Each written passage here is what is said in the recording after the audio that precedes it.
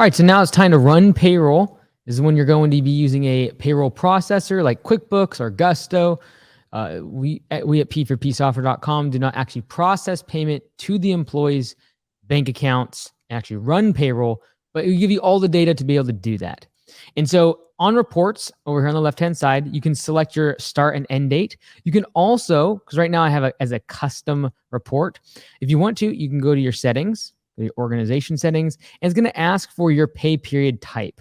I have as a custom range right now, so I can select any start or end date, but you could also do it on a weekly basis and then be able to, when you go here and we submit this and we go to reports, it's now going to give us weeks in the report. Now, this is important because if I go to reports now, I'm now going to have a drop down of the weeks.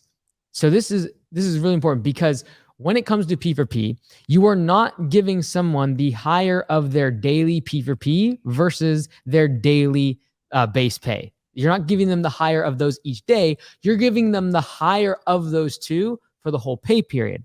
And so what you want to select when you're running this report is the entire pay period. So if you're running every 2 weeks, for example, you could select just like this. Let's go ahead and use this actually. And let's go ahead and just run reports from here. Just like that. So basically from June the 3rd all the way to June the 16th, these 2 weeks is what I'm going to run this report on. And it's going to take everything that I have completed for my employees in terms of their time cards. Now, this little guy right here is very important.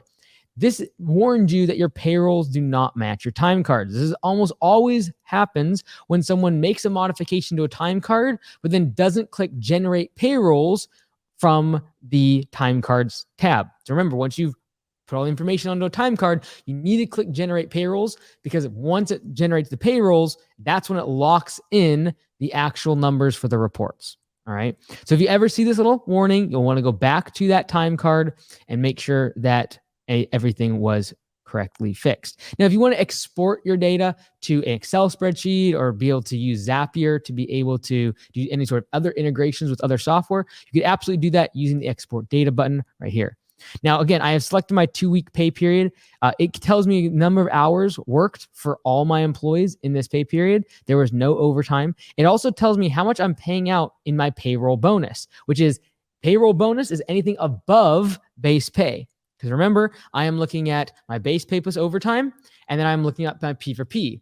The difference between what I'd be paying someone on base pay versus what I'm paying them on P4P, the difference between that is your bonus. And that's how you're going to give someone their paycheck inside of QuickBooks or another payroll processor is give them their base pay and then give them a payroll bonus if they exceeded their base pay on P4P.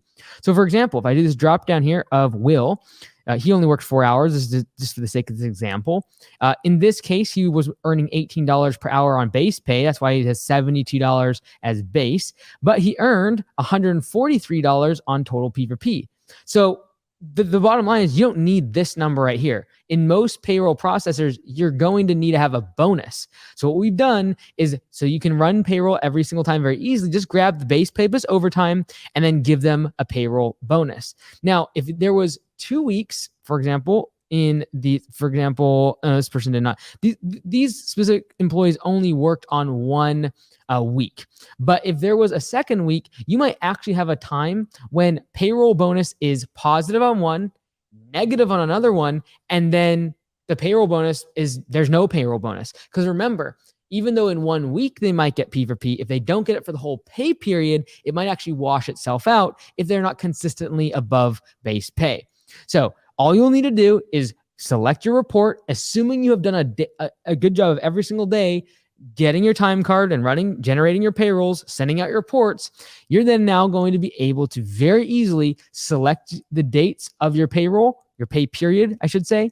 And then you're going to very easily be able to take 2 numbers, this base pay right here, as well as your payroll bonus. In most payroll softwares and in most states, you're going to need to also report the amount of hours that they clocked. So you can easily do that using the regular hours, put in how much they're getting, earning from that, which a lot of these softwares, a payroll processor will do that for you because you'll put their base pay in, you'll put how many hours they worked, and then you'll simply just give them a payroll bonus, this number right here, which is again going to add the entire pay the whole pay period. If you have multiple weeks, just keep in mind there might be a week where there's a positive number, but if they made a negative payroll bonus in the second week because they weren't as efficient, it might wash it out for the entire pay period.